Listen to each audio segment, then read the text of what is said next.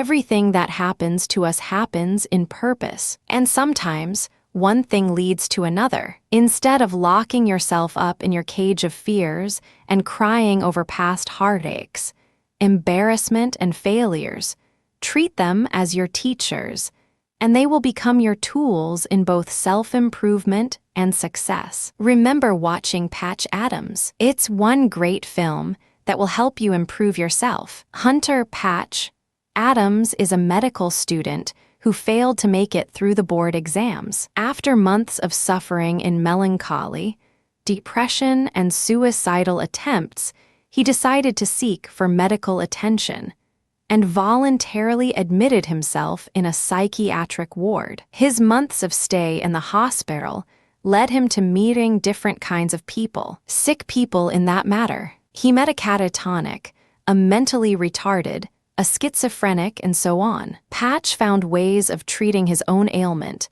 and finally realized he has to get back on track. He woke up one morning realizing that after all the failure and pains he has gone through, he still wants to become a doctor. He carries with himself a positive attitude that brought him self-improvement and success. He didn't only improve himself, but also the life of the people around him and the quality of life. Did he succeed? Needless to say, he became the best damn doctor his country has ever known. So, when does self-improvement become synonymous with success? Where do we start? Take these tips.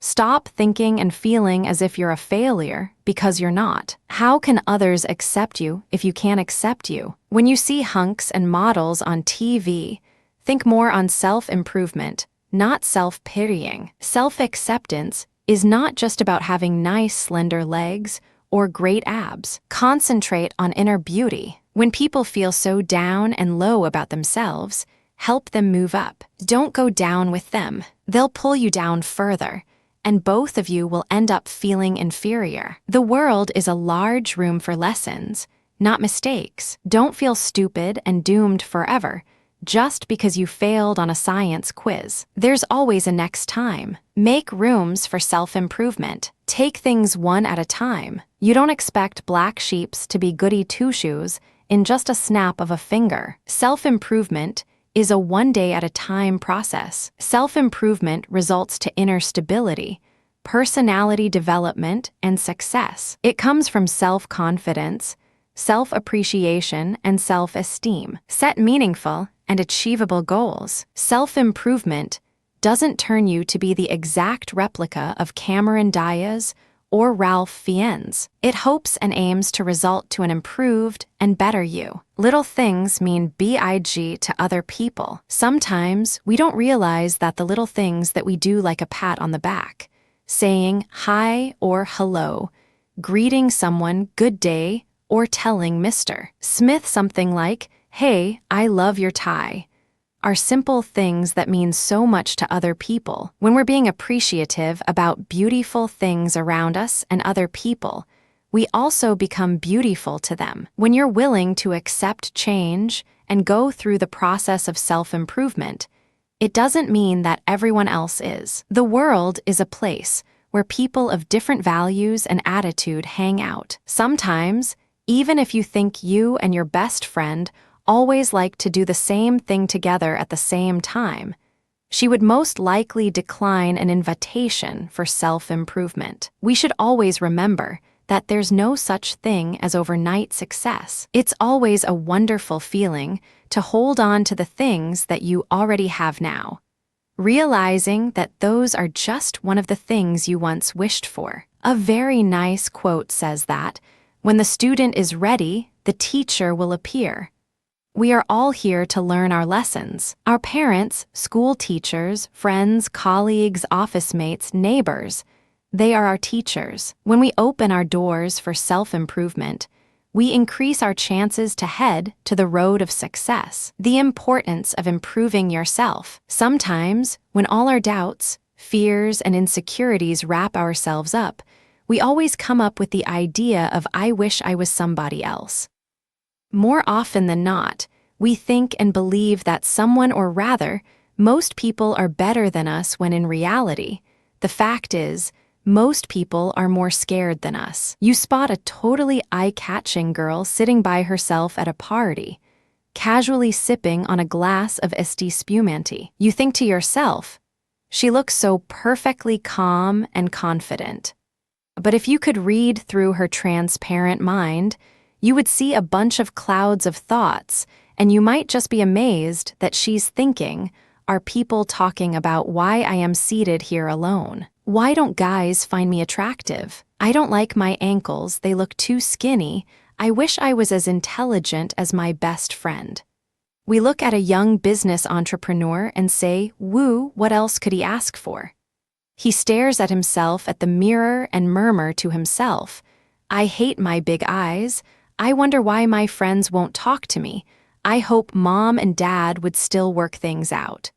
Isn't it funny? We look at other people, envy them for looking so outrageously perfect, and wish we could trade places with them, while they look at us and thinks of the same thing. We are insecure of other people who themselves are insecure of us. We suffer from low self-esteem, lack of self-confidence, and lose hope in self-improvement because we are enveloped in quiet desperation. Sometimes you notice that you have an irritating habit like biting off your fingernails, having a foul mouth, and you, of all people, is the last to know. I have a friend who never gets tired of talking, and in most conversations, she is the only one who seems to be interested in the things she has to say. So all of our other friends tend to avoid the circles whenever she's around.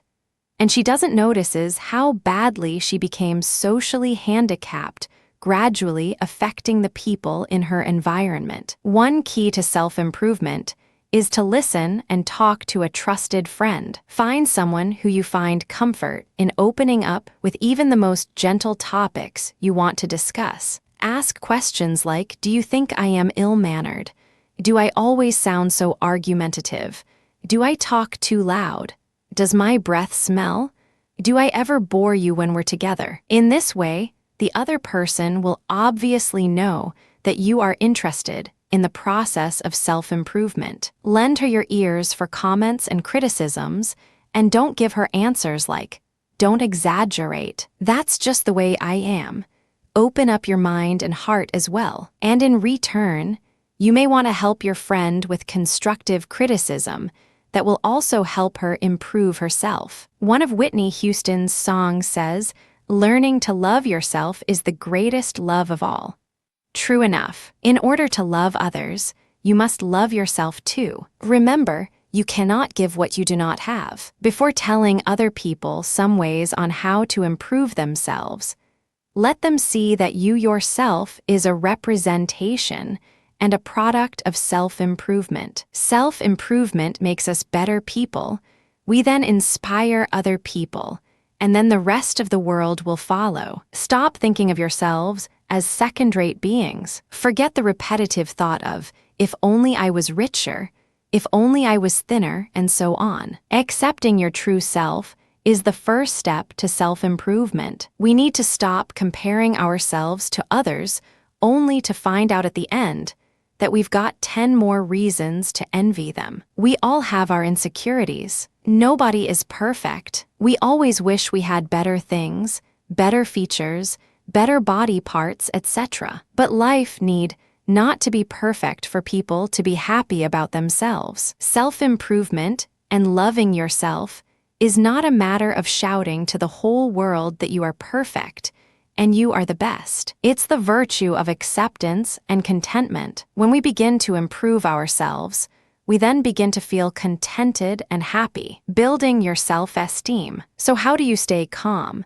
composed, and maintain self-esteem in a tough environment? Here are some tips you may to consider as a starter guide to self-improvement. Imagine yourself as a dartboard. Everything and everyone else around you may become dart pins at one point or another. These dart pins will destroy your self-esteem and pull you down in ways you won't even remember. Don't let them destroy you or get the best of you. So which dart pins should you avoid? Dart pin #1. negative work environment. Beware of dog-eat-dog theory, where everyone else is fighting just to get ahead. This is where non-appreciative people usually thrive. No one will appreciate your contributions, even if you miss lunch and dinner and stay up late. Most of the time, you get to work too much without getting help from people concerned. Stay out of this. It will ruin your self-esteem. Competition is at stake anywhere. Be healthy enough to compete, but in a healthy competition, that is. Dart pin hash 2.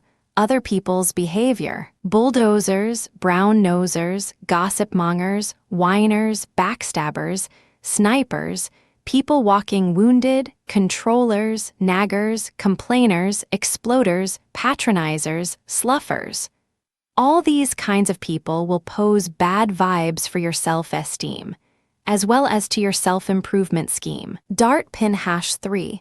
Changing environment. You can't be a green bug on a brown field. Changes challenge our paradigms. It tests our flexibility, adaptability, and alters the way we think. Changes will make life difficult for a while. It may cause stress, but it will help us find ways to improve ourselves. Change will be there forever.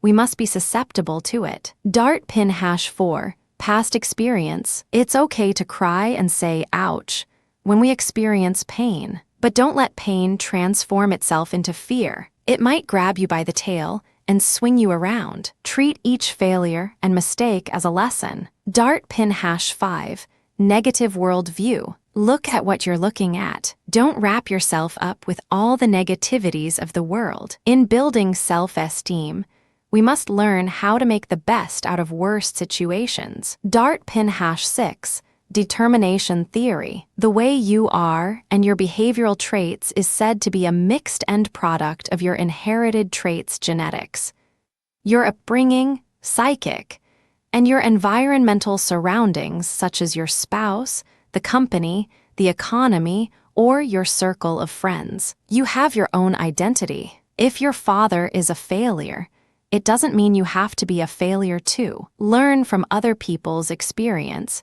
so you'll never have to encounter the same mistakes. Sometimes, you may want to wonder if some people are born leaders or positive thinkers. And no, being positive and staying positive is a choice. Building self-esteem and drawing lines for self-improvement is a choice, not a rule or a talent. God wouldn't come down from heaven and tell you, George, you may now have the permission to build self-esteem and improve yourself. In life, it's hard to stay tough, especially when things and people around you keep pulling you down. When we get to the battlefield, we should choose the right luggage to bring and armors to use, and pick those that are bulletproof. Life's options give us arrays of more options. Along the battle, we will get hit and bruised, and wearing a bulletproof armor ideally means self-change, the kind of change which comes from within, voluntarily. Armor or self-change changes 3 things: our attitude, our behavior, and our way of thinking. Building self-esteem will eventually lead to self-improvement if we start to become responsible for who we are, what we have, and what we do. It's like a flame that should gradually spread like a brush fire from inside and out. When we develop self-esteem, we take control of our mission, values, and discipline. Self-esteem brings about self-improvement, true assessment, and determination. So how do you start putting up the building blocks of self-esteem? Be positive, be contented and happy, be appreciative. Never miss an opportunity to compliment. A positive way of living will help you build self-esteem, your starter guide to self-improvement. Spiritual growth, the spiritual challenge of modern times. To grow spiritually in a world defined by power, money, and influence is a Herculean task. Modern conveniences, such as electronic equipments, gadgets, and tools, as well as entertainment through television, magazines, and the web have predisposed us to confine our attention mostly to physical needs and wants. As a result, our concepts of self-worth and self-meaning are muddled. How can we strike a balance between the material and spiritual aspects of our lives. To grow spiritually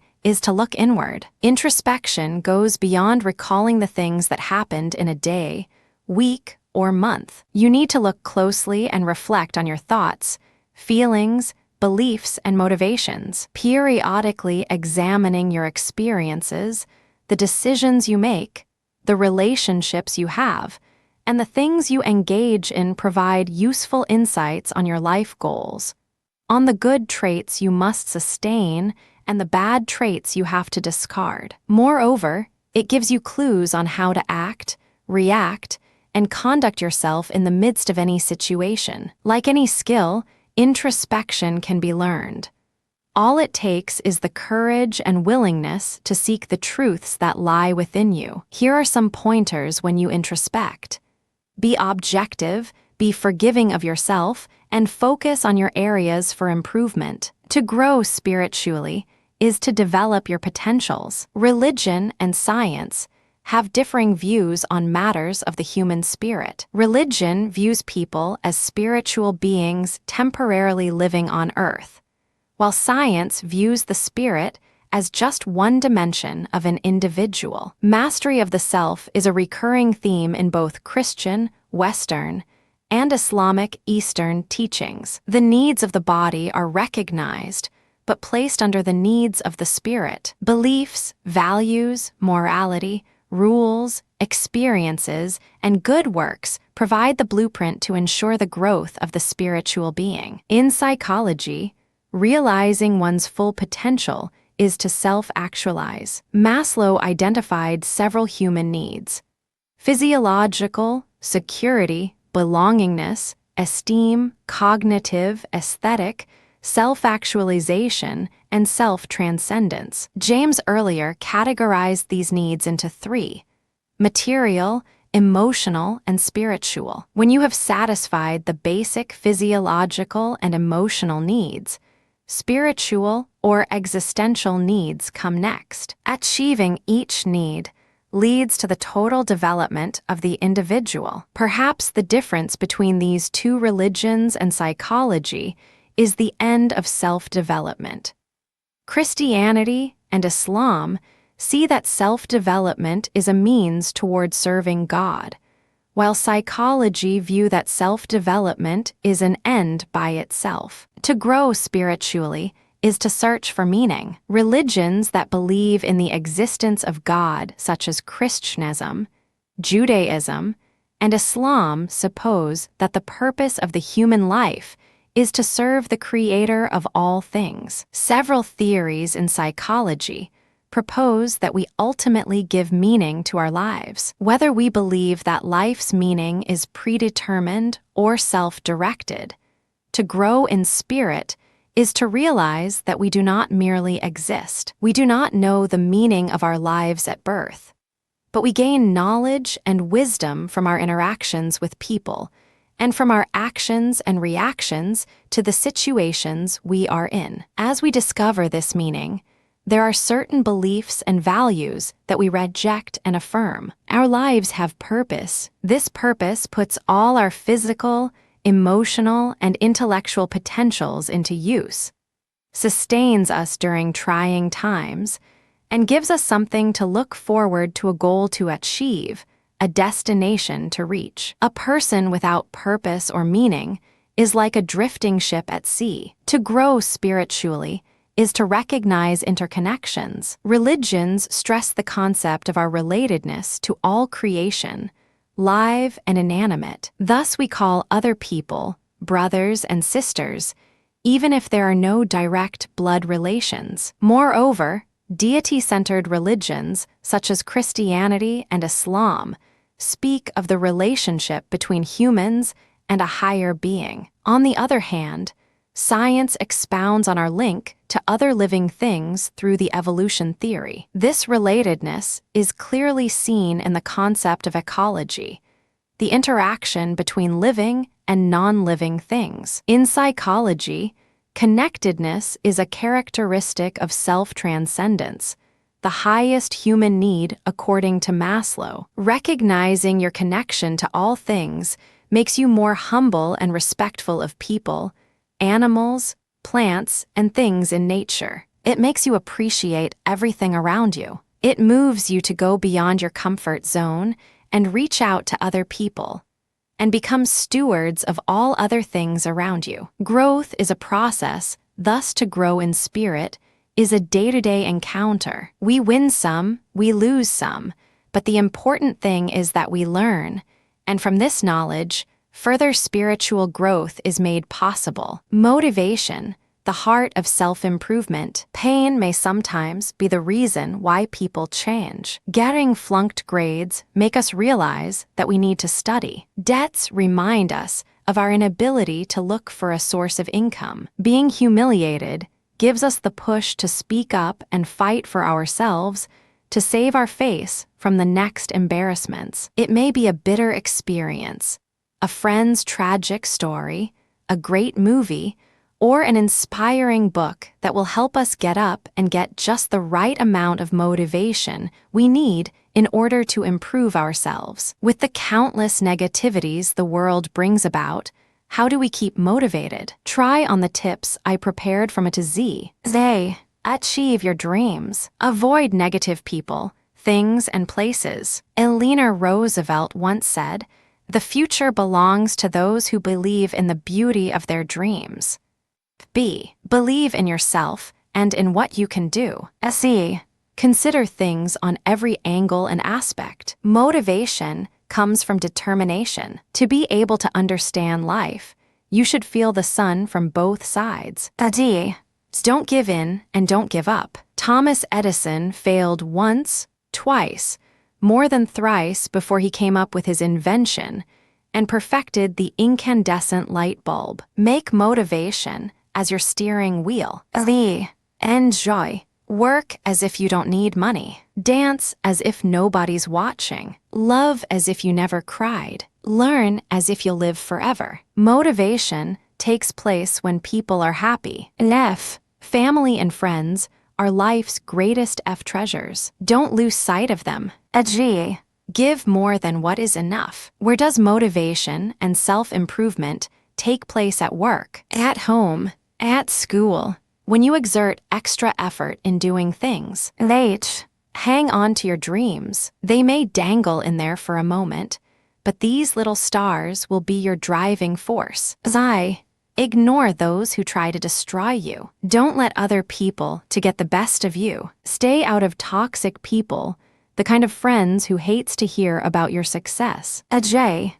Just be yourself. The key to success is to be yourself, and the key to failure is to try to please everyone. K. Keep trying no matter how hard life may seem. When a person is motivated, eventually he sees a harsh life finally clearing out, paving the way to self-improvement. L. Learn to love yourself. Now isn't that easy? M. Make things happen. Motivation is when your dreams are put into work clothes. N. Never lie, cheat, or steal. Always play a fair game. O. Open your eyes. People should learn the horse attitude and horse sense. They see things in two ways: how they want things to be and how they should be. P. Practice makes perfect. Practice is about motivation. It lets us learn repertoire and ways on how can we recover from our mistakes. Q. Quitters never win, and winners never quit. So, choose your fate. Are you going to be a quitter? You're a winner. R.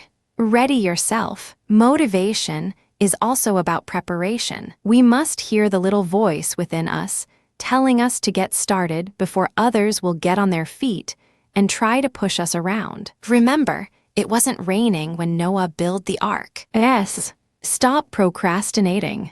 T. Take control of your life. Discipline or self-control jives synonymously with motivation. Both are key factors in self-improvement. U.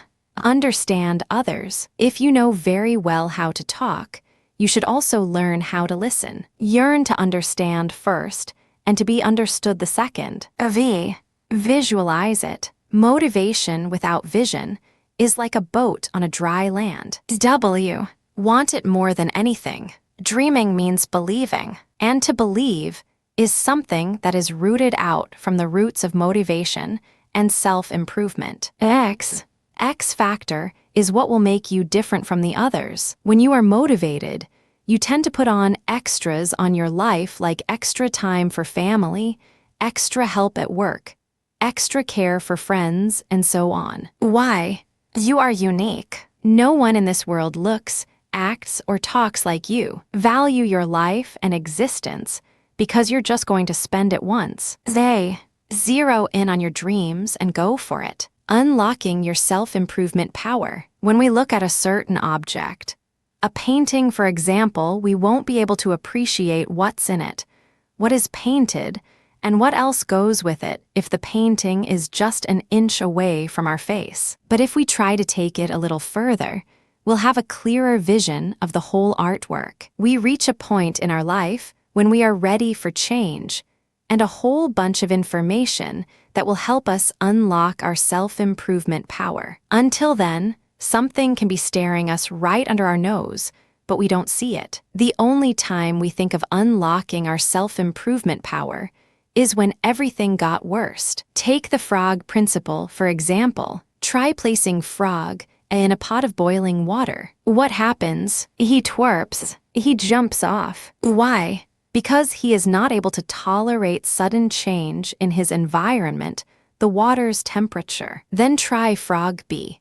Place him in a lukewarm water, then turn the gas stove on. Wait until the water reaches a certain boiling point. Frog B then thinks, ooh, it's a bit warm in here. People are like frog B in general. Today, Anna thinks Carl hates her. Tomorrow, Patrick walks up to her and told her he hates her. Anna stays the same and doesn't mind her what her friend says. The next day, she learned that Kim and John also abhors her. Anna doesn't realize at once the importance and the need for self-improvement until the entire community hates her. We learn our lessons when we experience pain. We finally see the warning signs and signals when things get rough and tough. When do we realize that we need to change diets? When none of our jeans and shirts would fit us. When do we stop eating candies and chocolates? When all of our teeth has fallen off. When do we realize that we need to stop smoking? When our lungs have gone bad. When do we pray and ask for help?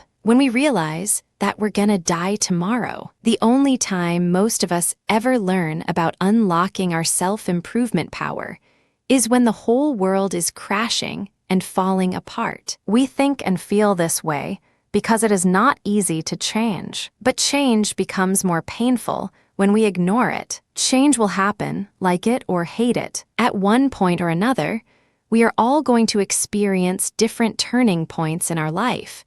And we are all going to eventually unlock our self-improvement power, not because the world says so, not because our friends are nagging us, but because we realized it's for our own good. Happy people don't just accept change, they embrace it. Now, you don't have to feel a tremendous heat before realizing the need for self-improvement. Unlocking your self-improvement power means unlocking yourself up in the cage of thought that it's just the way I am. It is such a poor excuse for people who fear and resist change. Most of us program our minds like computers. Jen repeatedly tells everyone that she doesn't have the guts to be around groups of people. She heard her mom, her dad, her sister, her teacher tell the same things about her to other people. Over the years, that is what Jen believes. She believes it's her story. And what happens? Every time a great crowd would troop over their house,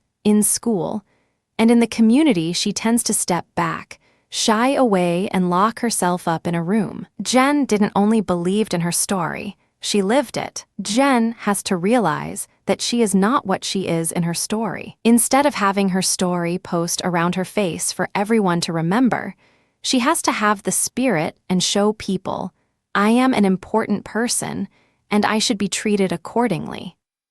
Self-improvement may not be everybody's favorite word, but if we look at things in a different point of view, we might have greater chances of enjoying the whole process instead of counting the days until we are fully improved. 3 sessions in a week at the gym would result to a healthier life. Reading books instead of looking at porns will shape up a more profound knowledge.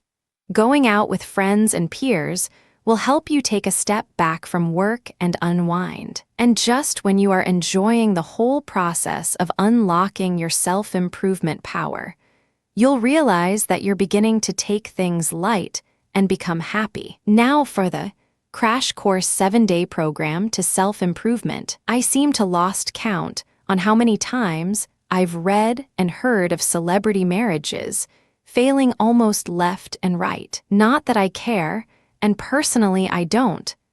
It seems strange that we often see movie and TV stars as flawless people, living the fairy tale life of riches and glamour. I suppose we all have to stop sticking our heads in the clouds and face reality. There are many ways to lose your sense of self-esteem, despite of how trivial it could get. But whatever happens, we should all try not to lose our own sense of self. So what does it take to be a cut above the rest? Here are some of the things you can think and improve on that should be enough for a week. Day 1, know your purpose. Are you wandering through life with little direction, hoping that you'll find happiness, health, and prosperity? Identify your life purpose or mission statement, and you will have your own unique compass that will lead you to your truth north every time. This may seem tricky at first when you see yourself to be in a tight or even dead end, but there's always that little loophole to turn things around, and you can make a big difference to yourself. Day 2, know your values. What do you value most? Make a list of your top 5 values. Some examples are security, freedom, family, spiritual development, learning. As you set your goals for 2005, check your goals against your values. If the goal doesn't align with any of your top 5 values, you may want to reconsider it or revise it. The number shouldn't discourage you. Instead, it should motivate you to do more than you can ever dreamed of. Day 3, know your needs. Unmet needs can keep you from living authentically. Take care of yourself. Do you have a need to be acknowledged, to be right, to be in control, to be loved? There are so many people who lived their lives without realizing their dreams, and most of them end up being stressed or even depressed for that matter. List your top 4 needs and get them met before it's too late. Day 4, know your passions. You know who you are and what you truly enjoy in life. Obstacles like doubt and lack of enthusiasm will only hinder you, but will not derail your chance to become the person you ought to be. Express yourself and honor the people who has inspired you to become the very person you wanted to be. Day 5, live from the inside out. Increase your awareness of your inner wisdom by regularly reflecting in silence. Commune with nature. Breathe deeply to quiet your distracted mind. For most of us, city slickers it's hard to even find the peace and quiet we want even in our own home. In my case, I often just sit in a dimly lit room and play some classical music. There's sound, yes, but music does soothe the savage beast. Day 6, honor your strengths. What are your positive traits? What special talents do you have? List 3 if you get stuck.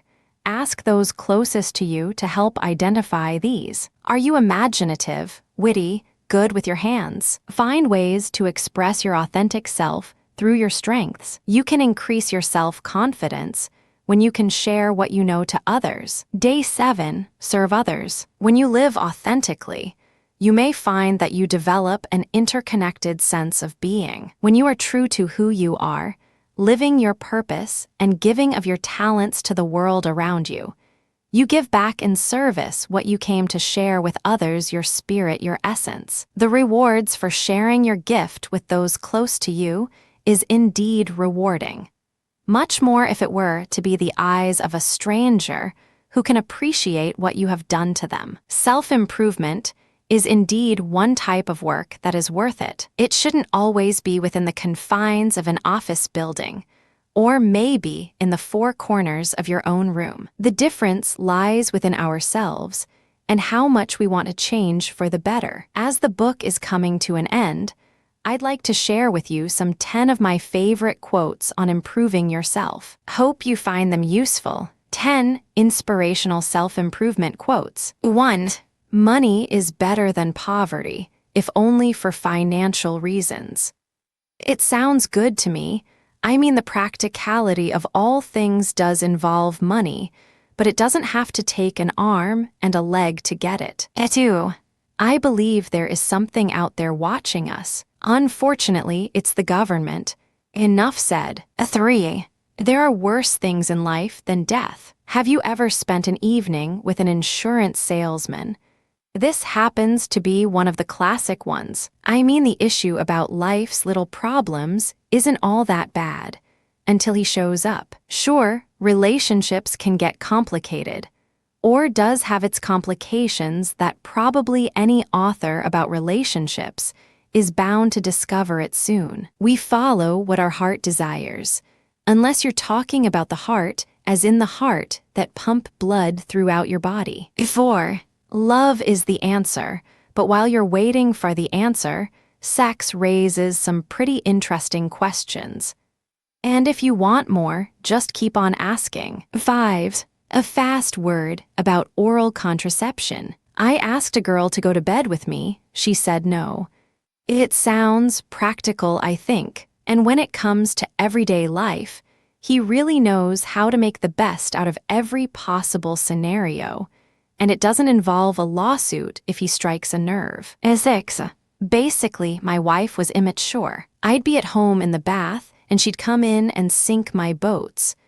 I never had a boat in my bathtub before. Just staring at it while soaking in hot water makes me seasick already. 7. I am not afraid of death. I just don't want to be there when it happens. If it rains, it pours. 8. I am thankful for laughter, except when milk comes out of my nose. It could get worse when you're guzzling on beer or mouthwash, and it happened to me once. 9. If you want to make God laugh, tell him about your plans. At least he doesn't smite us with lightning, and I'm thankful for that. And despite of what may happen to all of us in the next 10, 20, or even 30 years, I guess we all have to see things in a different kind of light and not just perspective. I can't seem to imagine life without any piece of wisdom that could guide us, whether we're religious or not. It takes more courage to accept your fears and learn how to deal with them is all that matters when it comes to even just getting along. And to sum things up, here is the last nugget of wisdom to go by, however, whenever, and wherever we may be. 10. The talent for being happy is appreciating and liking what you have, instead of what you don't have.